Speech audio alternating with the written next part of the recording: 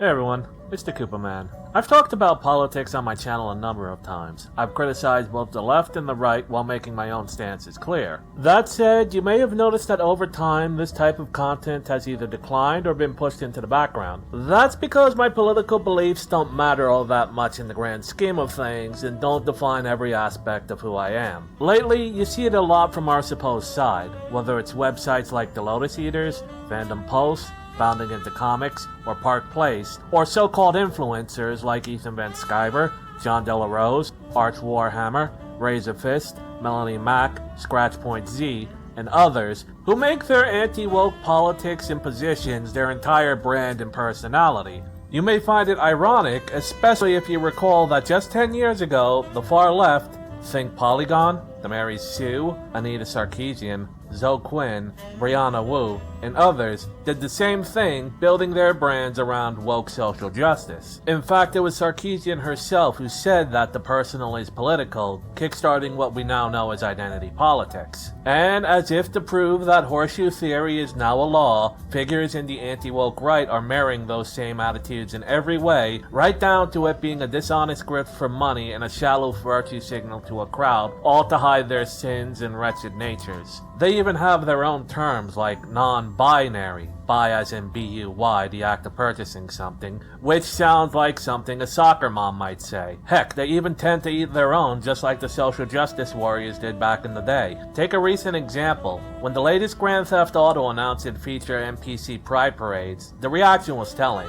There were a number of anti-woke Grifter Culture Warriors in the replies who had replies in the nature of, "Ew, there are gays in my video game? Non-binary!" Meanwhile, actual gamers had a much different reaction.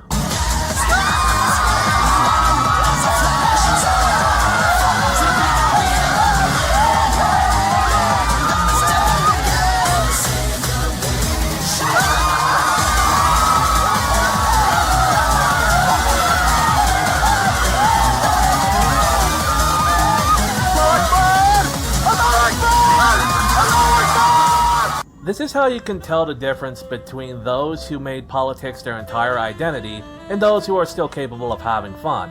Actual normal people.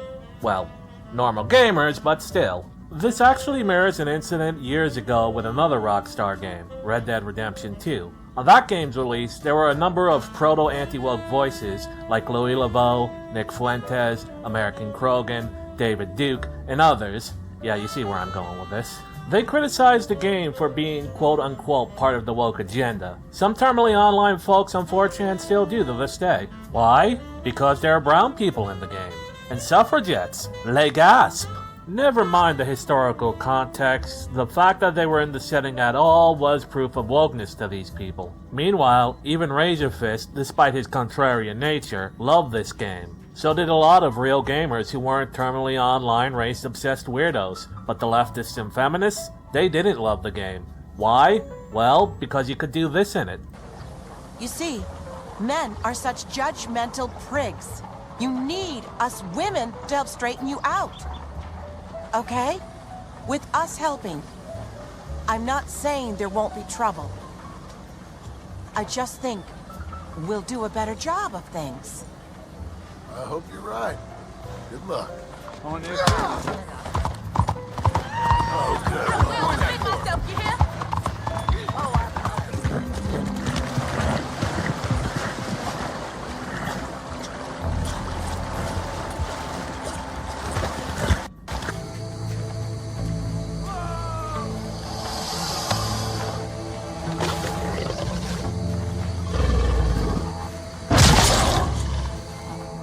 As much as I bash open world games like these for being chaotic messes, I do love the freedom they give you. This video of a player feeding a feminist NPC to an alligator caused such a stink in the far left blogs and game journalist rags that it almost got Rockstar in trouble. But to their credit, Rockstar didn't do a damn thing about it. At all. Just like back then, as it is now, most people didn't care about the politics of race, gender, or identity. They just wanted to play and enjoy their video game however they wanted. Just as the feminists and radical activists made everything about race back in the day, so too are the anti-woke grifters and their followers making everything about their pet political agendas. And as we've seen with Melanie Mack's Goonergate, those agendas can be just as authoritarian, if not more so, than the ones cooked up by Anita Sarkeesian or Zoe Quinn. It doesn't matter if it comes from the left or from the right. When someone makes politics their entire personality, they become the most annoying person in the room. Even worse, if they ever got the power they so desperately crave, they quickly become a tyrant. Anita wanted video games banned because of violence against women. Melanie Mack wants them banned because of degeneracy. Doesn't matter the cause, the end result's the same. The game gets banned. It all comes down to that same mantra. The personal is political. These people, both the Anita Sarkeesians and the Melanie Macks, have made their entire life about their brand of politics. And as the saying goes, when all you have is a hammer, everything looks like a nail. It's no surprise that to Anita Sarkeesian or Zoe Quinn, everything looks like an attack against women. They made their entire identity to champion women. This is in spite of them attacking or taking advantage of women they see as stepping stones on their way to their vision of utopia. The ends justify the means, after all. And it's no wonder that Melanie Mack and John De La Rose think that everything is degeneracy. After all, if they can't control themselves, neither can we. Melanie Mack is a former porn model after all, and John De La Rose has a history of domestic abuse as well as a number of weird fetishes such as polka furs, plus the rumor that he may have molested his children. So why do people do this? Well, it should be obvious. It's all a great big virtue signal. A big old, hey, look at me and pay attention to me and love me grift to hide the fact that the people doing it are horrible, horrible individuals.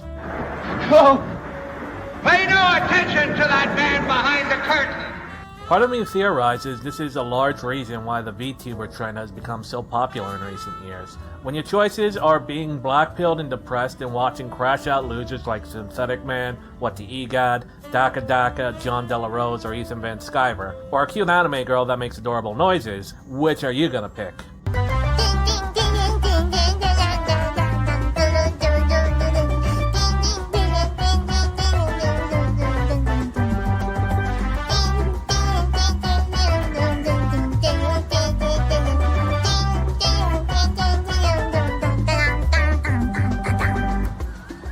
That's what I thought.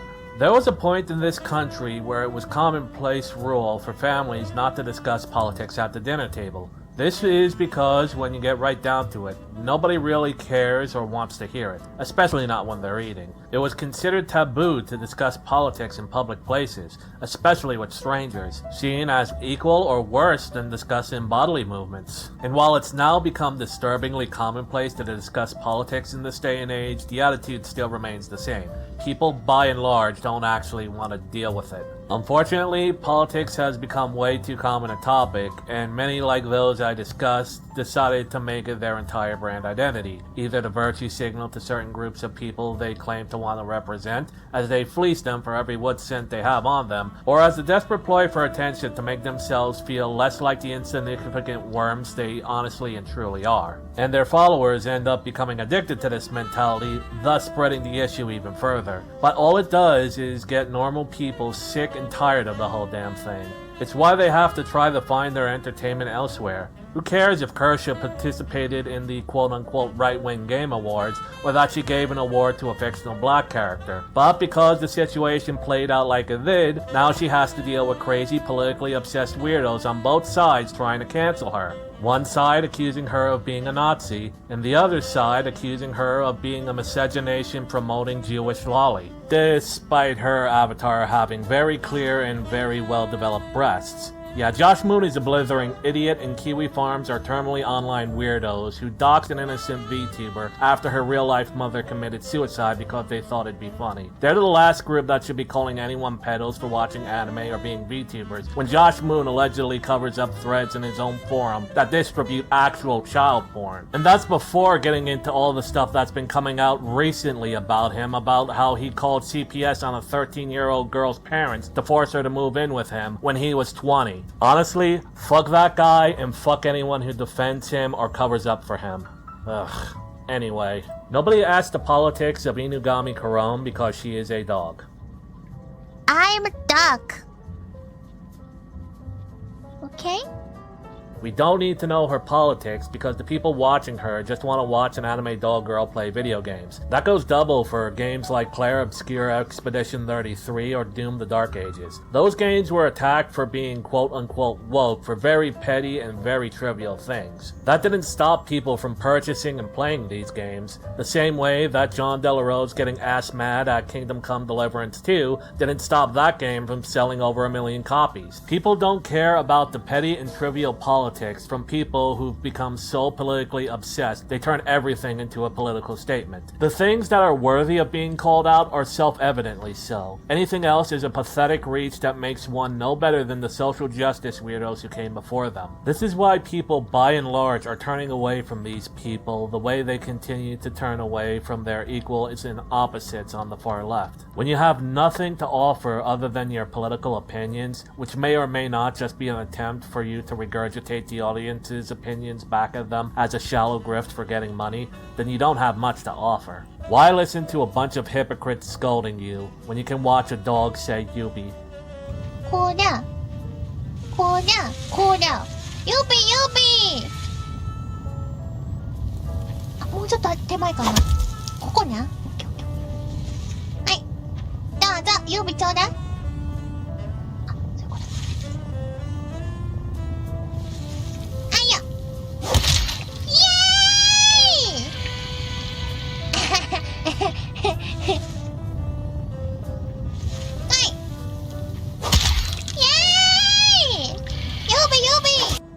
People in this day and age just want to have fun, and politics aren't fun.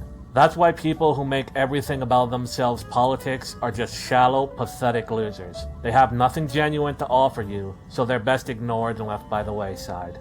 Anyway, this has been the Koopa Man. If you like this video, leave a like and subscribe if you want to see more. If you want to see my other videos where I talk about things other than politics, or even the handful of times where I did talk about politics, have a look on my channel as there's plenty to see. If you're tired of people making everything political, talk about it in the comments, and until next time, game on.